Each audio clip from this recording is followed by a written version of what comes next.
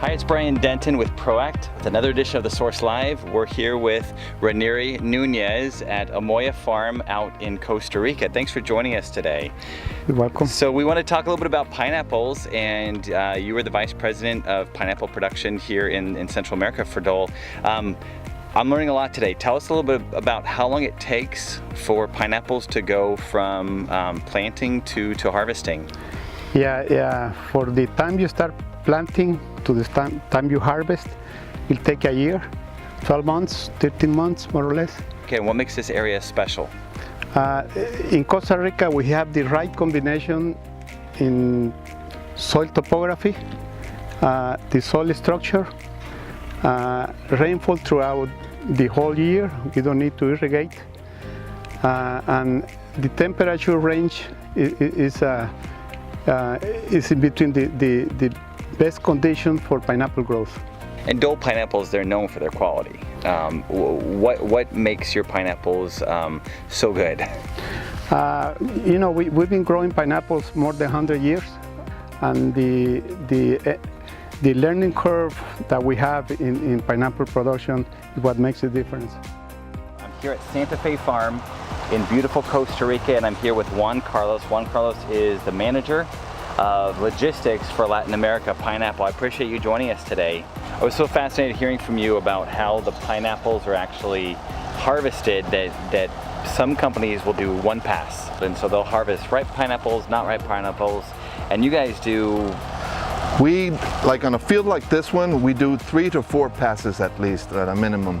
Of course, it's ideal if we can do it in one, but that's not the case. We want to have the right pineapple at the right time.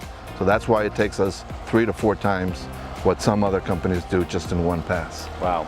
Talk a little bit about this, about Costa Rica and how it's changed. I know you guys are also growing in Guatemala and Honduras, but talk about how Costa Rica has changed as the pineapple has gained popularity. Well, besides the agronomical factors that Costa Rica has an advantage to some of the other countries, Costa Rica is an ideal logistic location for the pineapples. From any of the pineapple farms within Costa Rica, you can go to the Pacific or to the Atlantic more or less in the same time, which means more or less at the same cost. And from there, we can go to all these ports that I was mentioning in the U.S. and the 8 ports and even more that we have in Europe. What does it look like for the next 3 months of pineapple production through the end of the year? Industry-wise, we see that volume levels are going to be high, which I think you guys can see it in the market lately, which is affecting even the pricing because there's a high demand. When weather conditions are good for us here in this farm, they're also good for most of the country as well. So we have high productivity, nice cost and everything, but very high volume from the industry. And we're seeing this year, after the bad weather of 2015, it picked up, and 2016 and 17 have been very good years production-wise. So I see that 2017 is going to be very similar to 2014, where the industry peaked a couple years ago. So this is what size is this? I would say this is a size 6, more or less. And it's perfectly ripe.